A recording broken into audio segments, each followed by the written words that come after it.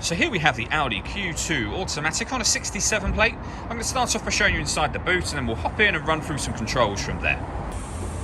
As we approach the back of the car, you'll see we have reversing sensors, plenty of boot space as well, along with that 60/40 split folding rear seat should you wish to increase this space even further. Okay, now that we're inside the car, we're going to start with the dials. On the left-hand side, we have the rev counter, and on the right-hand side, the speedometer and fuel gauge. In the middle, we have a digital readout for the speedometer being displayed there. You can change the information there using controls on the steering wheel. There are other menus available as well. So we have driving data, we have our audio, our notes, and our navigation at the end there. If we back out to the steering wheel, the buttons I was using a second ago are just here. We have stereo and phone controls. Just behind the steering wheel, the minus and plus pedal so that you can change gear manually with this automatic gearbox.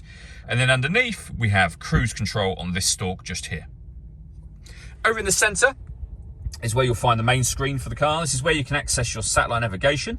There's a full video showing how that works on both our website and on our YouTube channel. All the movement you see me making on the screen, it's all being done with this dial. You can use the buttons that surround it to do various things as well, or you can access things like your radio, media, satellite navigation, or phone directly from these buttons here, which toggle up and downwards. So you go like that, for example, for your phone menu, and then you'll see your phone menu being displayed just there.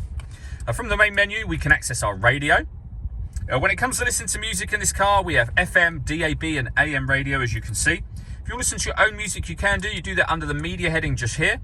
And then similarly, there's a few ways to listen to your own music as well. So we have a CD player, SD memory card slots, USB input, auxiliary input, and Bluetooth audio as well. Working our way down from that, we have a collection of buttons just here. So that one will turn the main screen on and off, as you can see. So that's off and then back on again. We can turn off the traction control, hazard warning lights, our parking sensors. We can turn off the stop and start. This car's designed to cut out when it's stationary in traffic to save you fuel. That system is now off. And drive select will change the way in which you can drive the car. So it'll put it into different setups, one of which individual you can customize yourself. Otherwise, any one of those that you want set up, you can do from this button just here. We then have the controls for your air conditioning. So you can determine the temperature, the fan speed, and the direction the air is being distributed in. This button turns your air conditioning off in this case, or back on again. You can recirculate the air that's in the car. That's a great way of heating it up or cooling it down quickly depending on the temperature you set.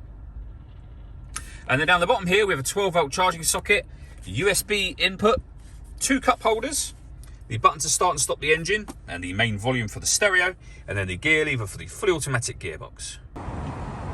All that leaves me to say is thank you for taking the time to watch this video. If you'd like to come and see the car in person and have a test drive, please feel free to call any of our MJA sites. We'd love to hear from you soon.